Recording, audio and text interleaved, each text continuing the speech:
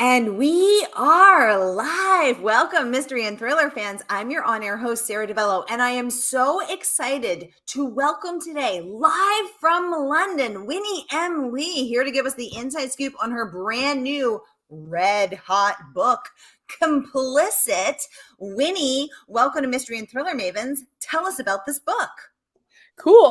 It's great to be on your show, Sara. I'm really excited about Complicit. I mean, not just because the cover is so shiny, like kind of if you bend it in different angles, you can catch the light. It's quite cool. But also, it's a book that means a lot to me. It's often described as a film industry thriller.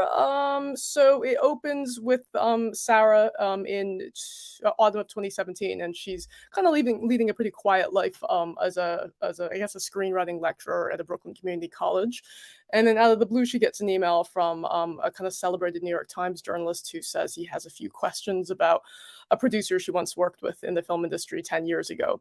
And of course, it's a male producer. So in some ways, we kind of know where this story is going to go. And Sara did work in the film industry 10 years ago, and she once had a quite promising career, which suddenly doesn't exist anymore. So I guess the mystery for readers and also for that journalist is to find out, what happened to her 10 years ago, and how much is Sara herself, because she narrates the entire book, how much is she going to tell to this journalist, and if she can trust him or not.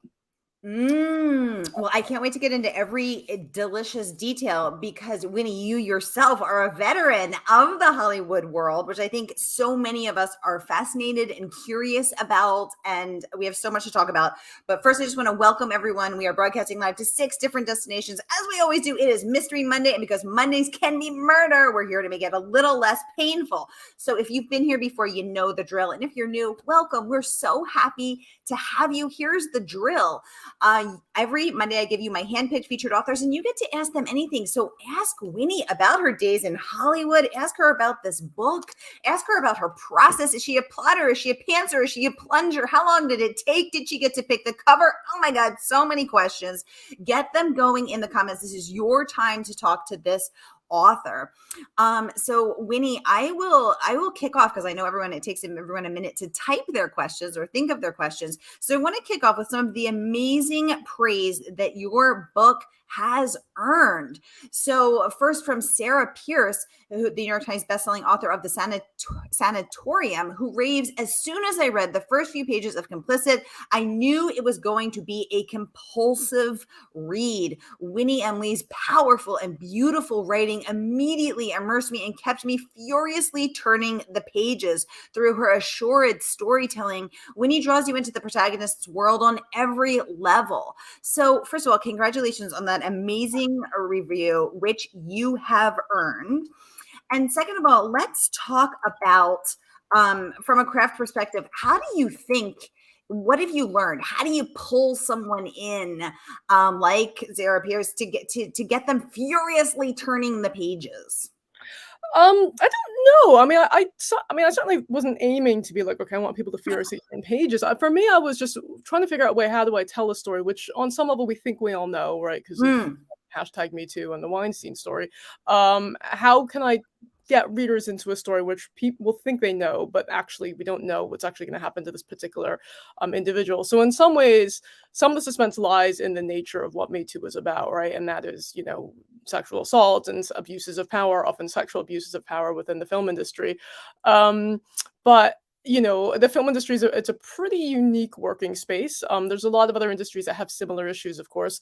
But it's in some place like film or entertainment where you kind of get this huge power dynamic where somebody, a young aspiring filmmaker or wannabe filmmaker, or somebody who just loves movies and wants to be part of that world, who doesn't have an into that industry, right? Because it is a very tough and mystified industry, and that's changing now. But it used to be you had to know someone to actually get like an interning position, right?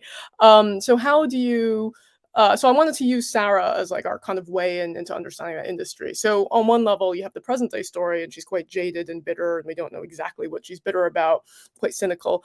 But then she's telling the story of what happened to her 10, 15 years ago when she started. And she was really bright-eyed and bushy-tailed and, quite naive, obviously, but really just wanted to make her mark in film. So it's kind of about that, like kind of that interplay between like the bitter, jaded Sara and the bright-eyed and bushy-tailed innocent one, whom we sort of know is heading towards is it tragic, or but certainly a darker experience in film that she set out to expect, right? And that is just because you have, incredibly powerful people who can just make or break your career, and people who can decide like not to give you that interning position, people who can demand you, spend your entire day, photocopying scripts and stapling them together, and that's, you got to do that for the next like 5-6 months of your life, and like that, there's something about trying to keep the faith and thinking that I'm going to one day have a better career than this. And then also being in a situation where you feel like you always have to say yes to every demand that's asked of you by your boss. So Hmm. that kind of environment, which can be quite sinister in its own way, I wanted to kind of draw out and to kind of compare the really naive, passionate young Sara with this quite dark environment that she's walking into. Mm, mm. I like I'm just kind of noticing that we are talking about your protagonist, Sarah, referencing the blurb from Sarah Pierce, and you're being interviewed by a Sarah. So we have a triple Sarah Yeah. situation here, Winnie, which is, I feel like, the best kind of Sarah situation. Um, let's talk about this though, because I think what you said about the power dynamic is so true. So anytime we're talking about and drawing on your own experience in the film world, centering your protagonist Sarah's experience in Hollywood, what you said about the imbalance of power in a highly competitive and highly glamorous, therefore attractive, compelling world. A lot of people want to work in Hollywood. And we sort of see this also in the music world, in the modeling world, in frankly the book writing world. Anytime that it is perceived to be glamorous and it's hard to get into, it sets it up for a dangerous situation because, like you said, people want to say yes to anything just to be able to get in. Let's delve into that a little more. What do you think, and that sort of that desire to say yes, to feel privileged just to be to be in that room, to have the chance of a seat at the table, is, it seems like that's the root of what leads to the danger and the trouble. What are your thoughts on that?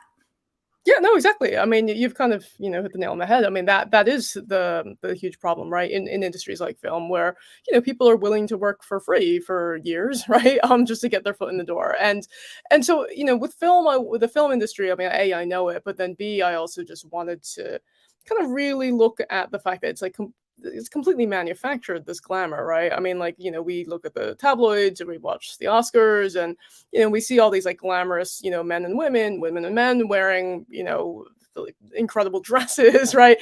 Being interviewed, talking about their dresses, right? And it's this incredible spectacle, but it's completely manufactured, right? And so it's this like kind of quite artificial glamour that we've sort of all bought into. Um, for we're not even really sure why, why do we care what these people are wearing, this particular award ceremony? But somehow it's its own hype machine, right? So people get hyped to watch whatever film is out, or to see whoever, whichever designer this particular A-list actor is wearing, on the red carpet. But like, we don't really know like why are we so excited about these things, right? So that kind of like false PR is something I really wanted to look at, right? And then also obviously that PR kind of kicks into place when you're talking about the story behind filmmaking, right? Because like every film has its own, behind the scenes footage and all that kind of stuff. So we're talking about like so many different layers of artifice that we don't know what the actual truth is, right? So, during Complicit, it kind of follows the making of a particular film.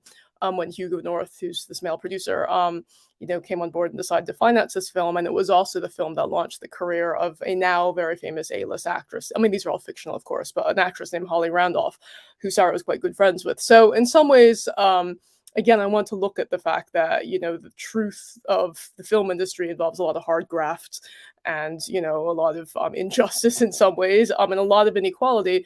But on the outside, you're looking at it and you're thinking like, oh, this is amazing. You get to wear like big dresses and like go down the red carpet and, get all these, modeling contracts and some, sponsorship contracts and things like that. And it's actually like very few people who manage to get that, right? For every A-list actor out there, there's, hundreds, probably thousands of other actors who wanted to make it and never got to have that career. So that kind of inequality I wanted to look at as well, and behind all the different layers of kind of false artifice that the industry creates around itself.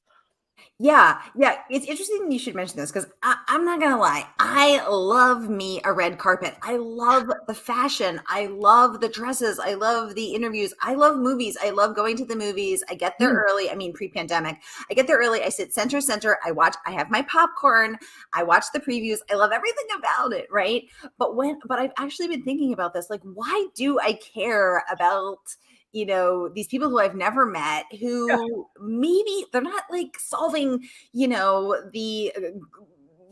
not solving the Ukrainian war situation. They're not solving global warming. Why do I care about these people? yeah. Why do I care about who they're dating, what they're wearing, and what is the history of that? I actually was, my next book takes place in the 1920s, and movies were just becoming popular. So that was the celebrity culture of the movies of Hollywood was just coming out. And before that, the celebrities were, quote, members of society. And people cared about what they were wearing and what they were eating and what they were doing. So it's like, and before that, in Europe, there were royals. Why do we always care about this culture of haves and have nots? I don't know. It's so perplexing when you really start to think about it. Yeah, no, it is, and, like, I'm equally guilty, like, I will click on random Facebook videos about random celebrities, and I'm like, "Why am I watching this?" Right? But it's kind of interesting, and I guess for me, what interests me is, like, obviously, a lot of these celebrities are I mean, there are obviously some of them are very attractive, but some of them are also incredibly talented, right? Um, but it's that kind of what we expect to be a rags to riches story. Is it ever really rags to riches? Sometimes it is, but there's so much nepotism in Hollywood that half the time it isn't, right? But that story about like kind of the unknown who then gets picked and accelerated to stardom. I mean, how many movies have been made about that, right? La La Land, whatever. I mean, like, so there's a lot of movies that so Hollywood, creates its own narratives about the underdog who makes it big, right? And so that's kind of what I was trying to mimic with Complicit in that, like, Sara is an underdog. She's a daughter of immigrants. Her parents run a Chinese restaurant in Queens. They don't really want her to work in the film industry. They want her to be like a dentist or something, or an accountant. But she has this, fascination with the movies, right? And, is there a rule saying that a child of immigrants can't work in film? No, not really. I mean, certainly in the early days of Hollywood, a lot of the leading filmmakers were immigrants, but things have moved on, and now it's actually quite difficult to get in there if you, if on one level if you're not white, but on another level if you don't have a lot of those connections. So yeah, so on one hand, she's kind of straining against this narrative that says like anybody can go out to LA and make it big, but in reality, the reality is actually quite different. So yeah. Winnie, let's talk about diversity and inclusion in Hollywood and in the publishing industry. So I have a very dear friend who's a Southeast Asian writer, and she shared that she was rejected over 200 times and Mm. was told as she was trying to get a publishing deal, which she's now successfully published 2 books, that a lot of times the feedback would be, sorry, we already have an Asian book this year, as though one Asian book was enough or one Asian protagonist was enough. Clearly it's not. Everyone deserves to see themselves on the page, on the stage, on the screen. What's been your experience in this in publishing as an Asian woman writer? I mean, no one's ever said that directly to me, but there could be any number of reasons. I mean, my book was rejected. My first book, Dark Chapter, was rejected loads of times, right? I mean, I kind of lost count, and at the end of the day, it's your agent deals with like the number of rejections. But I mean, it was well over 50. If I think about like all the different publishers in different countries that it was submitted to, it's like well over 50, probably even over 100, frankly, right? So that trying to get my first book published was heartbreaking in a lot of ways, right? And also, for me, because my first book was more directly about my experience of rape and sexual assault, I was also dealing with that subject matter pre-Me Too. So there was a lot of, people saying like, well, this is like too upfront and it's representation of this particular crime. But I mean, so for me, I never directly had anyone say to me, we already have an Asian writer on board. But I think I've often found that, people expect an East Asian writer to be addressing the immigrant story in some ways, or I mean, there's a lot of really successful, like critically lauded and commercially successful stories of, like the family that came over from China or that, came over from another country in Asia or Vietnam or what have you, and all the struggles they came up against and, that whole story of becoming American, right? Or becoming, a member of the country that, they end up moving to. And that's often like seen in the quite literary light, right? So I often found, there's not an expectation for crime writers or genre writers to be writers of color. I mean, I think that's certainly changing. I live in the UK, so I think we're possibly a little bit behind the US, but obviously now in the US, you're getting, women's popular fiction, you're getting crime being written by people of color. But yeah, I think for the longest time there was this expectation that you'd be addressing the immigrant experience, and that's not, I don't want to write that, because that's, I'm the child of immigrants, right? And I want to write something sort of new, right? So I had never actually seen a book about the film industry that was written from the viewpoint of an Asian American woman, right? You read lots of books about the film industry seen from like a white guy's perspective, right? Where the guy is trying to be a screenwriter or a director, what have you, or a white girl who wants to become an actress, and that's often the narrative that you see in film and TV and also in books. So I wanted to be like, well, what is it like to be a person of color or an Asian American woman trying to make it in that industry, where you're already an outsider in a lot of different ways, and then you're an outsider to a very closed off industry. So yeah, I think that was kind of my experience. I didn't really overtly face any sense of, you shouldn't be writing about this, but it was more that I kind of wanted to try to break the mold and not write about that kind of quite literary, multi-generational, like immigrant epic story, which obviously would be quite hard to fit into crime anyways. Exactly. Exactly.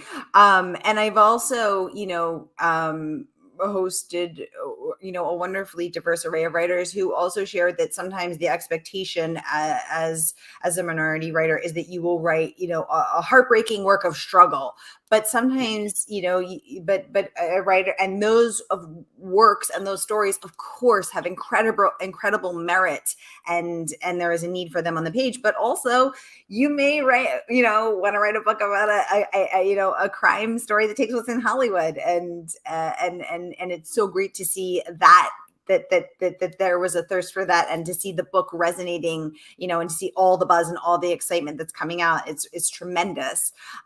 Liz Nugent, the #1 internationally bestselling author of Little Cruelties, also a huge fan of the book. Let's pop up her review right here. She said, a deep dive into the sleazy underbelly of the film industry prior to Me Too, Complicit is a brave look, at the innocents, the predators, their enablers, and those who turned a blind eye to sexual harassment, abuse, and rape. So did you feel when you were writing it that it was a brave look, or were you just like, I'm going to tell my story? Yeah, it's more of the second one. I mean, I'm aside from being an author, I'm also an activist around issues of sexual violence. I mean, I am a survivor, right? So I never set out to be like, I'm going to be brave. I was just telling like the truth that I want to tell, right? And I was just kind of tired of a situation or an expectation that you're going to stay silent about, experiences that ultimately have changed your life, right? So yeah, I wasn't setting out to be brave, but I think probably a lot of survivors or activists around this issue find that people will say like, oh, you're so brave, but it's like, no, I'm just telling the truth, right? And like, why do we operate in a society where we're not expected not to tell the truth about sexual violence? Because it is something that happens quite frequently. And it affects a lot of people. And like, I don't really see why we need to be silent about that. And then if you widen that out, if it's not just sexual violence, but coercion or harassment or all the other kinds of less overtly physically violent things that happen on that spectrum, like pretty much like many women have experienced that. And then combined with a work culture that creates a workplace where you might not really feel comfortable being yourself or feel comfortable being a woman. So, and that's certainly stuff I felt kind of throughout my time in the film industry. And I think a lot of women did as well. Absolutely. Let's talk about your craft. Let's talk about your practice of writing this book. So first of all, how long did it take you to write this? Start to finish, soup to nuts, A to Z. How long did it take? A lot longer than I expected. I mean, I started in July of 2018. So Weinstein allegations, Me Too, all that kind of like broke out in autumn of 2017, right? So it was around Christmas around that time. People had suggested, you'd be a perfect person to write about this. I'm like, oh, really? I'm like, okay, yeah, maybe they got a point. So I was thinking about it. I didn't really start writing until July 2018. It was pretty much July 2020. July 2020 when I finished the 4th draft, which I then sent off to my to my agent, and then in October of that year we got the deal with my British publisher, right? And then so kind of from November for another kind of like 6 to 8 months, I was working with my editors on that. But in terms of like the manuscript that got sent and sold, that was about probably a good 2 years. But in that during that time, I also had a baby unexpectedly, and then the pandemic happened, so that kind of slowed everything down. I mean, if I hadn't had the baby, if there hadn't been a pandemic, I could have done that faster. It's about 2 years, and then obviously additional kind of writing with my editors. Darn baby, slowing you down, Winnie, like just getting in the way of I getting love this. them. No, it was great. It wasn't expected, but it was kind of a surprise. So yeah. Congratulations on the book and the baby. Okay, so you started in 2018. You sent it to your agent in July 2020. You got your publishing deal in November, just a few short months later. Congratulations on that. What was and then you revising, getting going on that. Marcy McCreary, welcome to the conversation, saying congratulations on the book and the baby. Yes, a lot happening. A productive 2 years for you, Winnie. It was unexpected, but I think it was an unexpected 2 years for everybody, around the world. That's true. This has been very unexpected in a lot of ways. And so what has the path to publication been like since you sold it? Did you have to do a lot of rewriting? Was it pretty much just a go from there? How's it been since November 2020? Oh, it was great. I mean, because I think once you have an editor on board, I mean, at least in my experience, I mean, and it's limited experience because it's really only, 1 or 2 books I've worked on. But I mean, once you have an editor on board, you don't feel like you're completely on your own. Obviously, you have your agent anyway, right? But like in terms of getting like nitty gritty like feedback on how to make this manuscript actively better versus it needs to be good enough to be bought. By this point, it's already been bought. So that ideally, the editor who acquired it is somebody who's like really on your team and wants it to be as good as possible, right? So yeah, no, it helped. I didn't come up against any big creative clashes. I did with my earlier book, but with this one, got on with my editor really well. And yeah, I just think we made it better. And so that was my British editor. And then, so we had to actually like make it better or improve it to the point where we took it to sell to the Americans, right? So it sounds weird. Obviously I'm American, but I live in the UK. So my agent's British. And they sold world rights to my British publisher, who then took it to market, or whatever the term is, shopped it around to US publishers in spring of 2021. So by that point, that was slightly different. It had been improved and slimmed down. And then we got an auction in the US. So that was pretty cool, that was kind of everyone's dream. You weren't expecting to get an auction, but then so that was great. And then I was speaking to like 5 different editors who wanted it, and it was interesting to hear their different visions on what they were going to do and how they were going to market it. So and now it's about to come out in the US. Very cool. And congratulations on selling at auction in the US. That is so exciting. And again, I think the fact that it sold at auction and all of this praise, which just keeps pouring in, speaks to how excited everyone is about it. Christina Alger, the New York Times bestselling author of Girls Like Us, also chiming in with a rave review. Let's pop that one up. She says it is a sharply written and absorbing dive into a dark and glamorous world, as timely as it is entertaining. The spectacular novel hooked me from the first page. Winnie has a remarkable talent. Congratulations on that rave review. Marcy has a quick question. She said she missed the beginning, so perhaps you already addressed this, but is this based on a true story? So yeah, Winnie, could you just share how this actually draws on 2 very important, powerful parts of your life? Yeah, so it draws on material or experiences I've obviously had in my own life, but the actual story that is covered in Complicit is fictional, right? So it's fictional characters, a fictional scenario. But I used to work in the film industry in my 20s. Never had a boss like Hugo North, who's the big male boss in this novel. But I often wondered, well, what would have happened if I'd had a male boss, who was like this, not a very nice guy. And then I'm a rape survivor. So my rape took place outside of the context of the film industry. But obviously it did change my life, as it does for any survivor.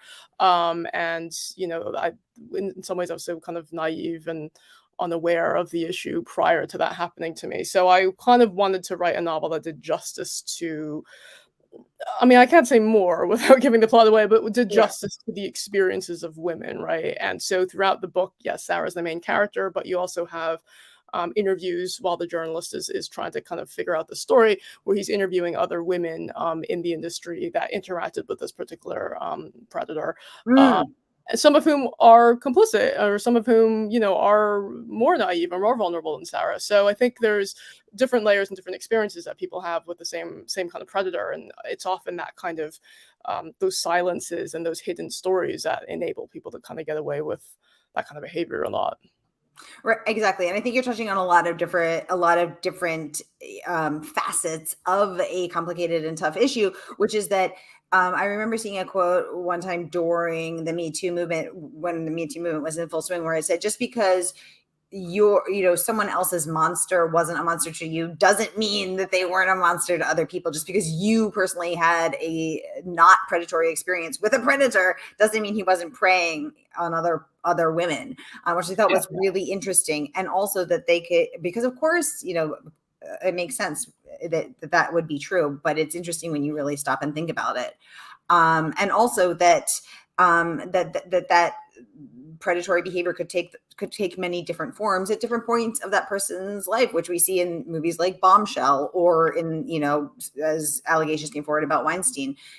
So you're really getting into the meat of it in a very powerful way. Anna Mazzola also speaking about this, saying a fearless and brilliant novel about power, ambition, and abuse in the film industry, and what it means to be a survivor. She is, of course, the Edgar Award-winning author of The Story Keeper. It's been such a pleasure to see, all of these rave reviews come in. Now, because it is Monday and some people are at work and unable to tune in, I let people submit questions in advance. So I do want to get to a few of those, Winnie. Yeah. So first of all, someone would like to know, do your characters speak to you and lead you, or do you lead them? If the first, have you ever had to change anything because of it? And then Debbie, I'm going to get to your question next. Ooh, that's a really good question. Do I generally think of the character, I mean, I guess with any author, you think of the character, right? And so, with Sara, I mean, she was always going to be my main character, but she's got a female boss at first, and then this guy named Hugo North takes over, and there's a male director who's quite arrogant as well in the mix. So I kind of always knew, and then Holly, like the kind of the starlet, right? So I kind of always know, it's almost like chess pieces, like, okay, this person's gonna like be here and like have these particular qualities, right? So, but then what happens is once you get let me just speak normally. Once you get your characters into place and you get to know them well enough, you sort of put them in a room together and create a situation, and then they sort of end up not working things out, but then they react to each other in the way that they would, based on their personalities, right? And based on their kinds of, frustrations and tensions against each other, right? So I think I generally know where a story is going to go, but so I'll know, like, I'll have a scene where this roughly happens, but I won't know how that scene will necessarily end. So I'll kind of like set up the scene and have the characters in there, and then and I sort of know the rough outline of what I want to have happen, but all the intricacies of that, it's basically kind of the characters taking over. If that makes any sense. So then may I assume from that you're not a plotter. You go where the story leads you. Okay. So you sit down and you're just like, wherever the spirit takes me, that's where I'm going. I have no idea what's going to happen. No, I'm not like that. I'm not that random, but like so I generally know where things are going to go, right? So like overarching, like I kind of know like this is going to happen in the first act, this is going to happen in the third act. There's going to be generally like the big climactic things. I'll know, like, from the beginning of starting the book, like this is going to be the big climactic scene, but everything else in between is kind of just, it's sort of, you just throw it into the mix and see what happens, and how do we get to these other like scenes, if that makes any sense. So I'm kind of not a plotter for sure, but I'm not like completely a pantser. I'm sort of somewhere in between. I like how you're speaking of first, second, and third acts and big climactic scenes, because I can see your Hollywood days shining through, your film days shining through here. Okay, over to Debbie. Debbie's, thanks very much for tuning in. Always a pleasure to see your name pop up. She would like to know, how does the UK version of the book differ from the one released in the US? You mentioned edits. So let's dive into it. Cover, story, changes. Give us the skinny, Winnie. Cool. All right. Well, I will show you. I know it rhymes. Let me show you. Okay, so this is the American cover. which no, okay, so it goes like that, right? And then the British cover is this. So it's actually Ooh. quite different covers. Oh They my gosh, so different. Okay. Right. They both Wow. they both have a riff on film because if you turn to the sides, they've both got kind of, I mean, you can't really see so much on the American one, but they both have like film reels on the side. And then Oh actually yeah.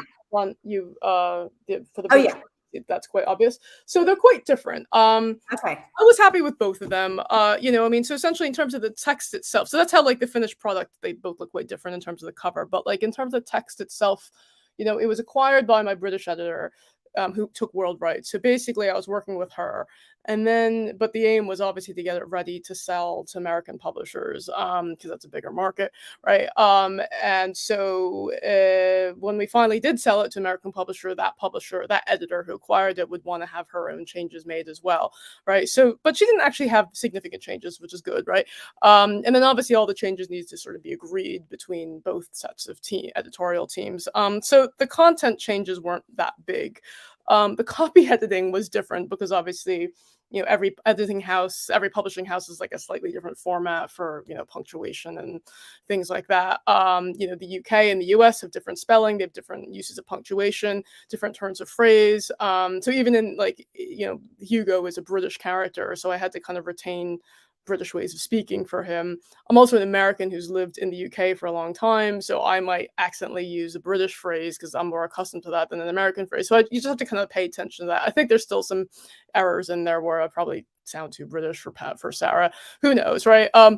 So it's always like a constant like process where you're like, oh no, that could be tweaked and stuff like that. So but those are kind of like small changes. So like the actual text itself doesn't really vary that much except for like small changes in spelling or like small turns of phrase because of British versus American forms of English. But then obviously the cover's different, but that's because the publishers, you kind of have to trust the publishers know their own markets. They would say like, we think this is going to sell really well to British readers, whereas the Americans thought this was going to sell really well. And then if you do look at them, if you take the same book and you look at not just mine, but if you look at like the American and the British version, just even like the backs of the covers are quite different. Like this is quite common in America where you get like long blurbs across the back. In the UK, they did something quite different where again they retained that film reel thing, but then they just went for like single word. Oh, I love that. Yeah. Oh, I love that. I think that's so cool. Oh, wow. Okay. Interesting. Oh, very cool. Debbie, thank you for the great question. I love that question. Thank you for joining us. Sylvia, welcome to the conversation. She'd like to know, why were they different? Were there different artists involved? Oh yeah, definitely like different artists. I mean, it's two totally different teams, right? So even though it's the same book and it's the same content, it's just kind of they're two different products, right? Because it's different for different markets, right? So I mean, with my first book, Dark Chapter, I had a book which was sold as crime fiction in the US and the UK, but it was sold as literary fiction in Korea, for example, right? And that's partly, maybe the Koreans are like, crime fiction isn't like some publishing houses specialize in crime fiction and not in literary, and some specialize in literary and not in crime fiction. So it's really kind of in some ways up to the publishing house that buys the rights to decide how are they going to sell this book, right? Is our strong point getting crime fiction to connect with readers, or a strong point literary fiction that addresses issues? So once you give it to that publisher, it's theirs to figure out how to turn that into a product that hopefully appeals to readers. So that's where they might choose different packaging, right? Now I've had for my first book, like the same design was used in Iceland and in Sweden and for a few other covers. So some covers did cross borders, but for the most part you get quite different covers for different countries. And then also, some people change the name. So the German publishers always change the name of a book, right? So you get a totally different title in Germany. Happened to me with my Italian publisher as well. They changed the name. So it's, and I guess you just have to assume that they know their readers, and so they know what covers and what kinds of titles are going to appeal to readers in that country. So yeah, different artists for sure, because each publishing house will have different, different graphic designers that they work with. It is. So I have a secret hobby of looking at different covers from each country because I am fascinated. Sylvia, I encourage you, think of your favorite book and then Google the cover of from different countries. It is fascinating, not only to see how the cover changes, but to see how the title changes. It's not just a translation, where the word complicit is different in German, obviously, but they will change it maybe to something like, I'm just making this up, but like the film industry secret or something like Yeah. completely different. It's especially interesting to look at Chinese covers and Russian covers and also Brazilian covers. They change so wildly and differently. And like to what Winnie said, the people on the ground there know what's going to appeal to their readers, and it is fascinating to see how much they change. It is a fun exercise. If you have some time, go check it out. Thank you so much for the great question. Marcy is saying she loves reading the British version of books. Oh, cool, Marcy. What do you like about it? Do you like the different spellings? Do you like the different covers? Tell us. Sylvia's saying, two totally different teams. Now she gets it. Sylvia, fascinating, right? Winnie, what are the names of your two different publishers, just out of curiosity, just so everyone we really get it? Oh, so Complicit, like in the American version, it's sold by Atria Books, which is an imprint of Simon and Schuster. But they do a lot of thrillers, and a lot of very commercial fiction. So Atria Books, which is part of Simon and Schuster. Complicit in the UK is out with Orion. Again, they do commercial fiction, but they're part of Hachette, which is the big publishing house in Europe. So yeah, I mean, and weirdly, Simon Schuster also exists in the UK, and Hachette also exists in the US, but they don't necessarily, even though it's out with Hachette in the UK, it's not necessarily going to be out with Hachette in the US. So I mean, it's weird, but like, sure, whatever works, and at the end of the day, as the author, you just want the book to be with the best publisher for your book, right? And oftentimes that's like the most enthusiastic editor, right? So Emily Bessler acquired it for Atria because she's got her own label within Atria. Yeah, she's kind of a legend in publishing. So she does like Carolyn Kepnes's books, Brad Thor's books, I Am Pilgrim, so she has, really good taste. And so just to when she liked my book, I was like, that's amazing, right?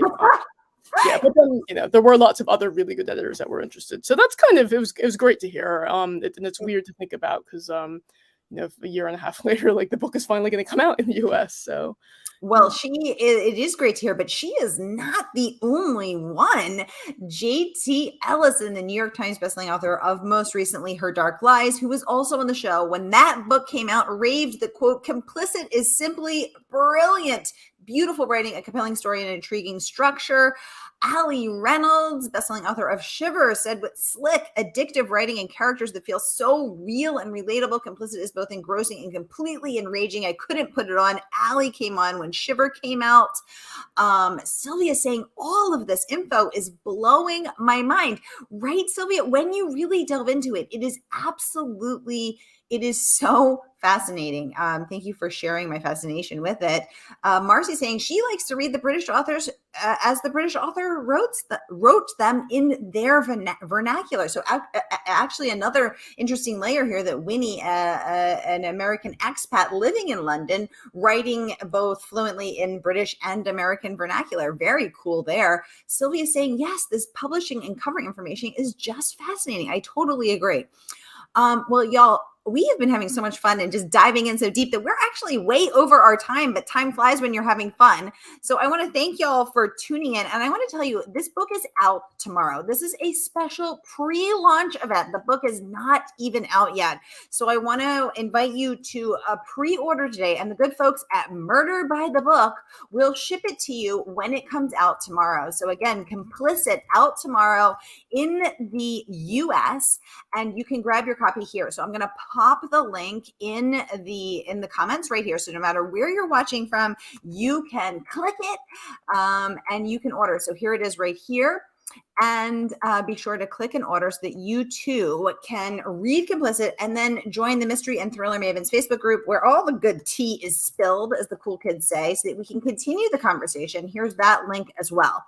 Winnie, Emily, I want to thank you for coming on and giving us the inside scoop on your amazing book, giving us the scoop on British and American publishing, the scoop on Hollywood. And congratulations. Happy Pub Day tomorrow. Thank y'all for tuning in and joining us. And Winnie, we will look forward to having you when your next book is out. Great. Well, thanks so much, Sarah. It was great to chat to you on. Thanks for all the really good questions. And I hope you like Complicit if you read it. Yay. All right, everybody, have a great rest of your Monday. I will see you at 8 p.m. tonight with Haley Scrivener live from Australia. Stay tuned. I'll see you then.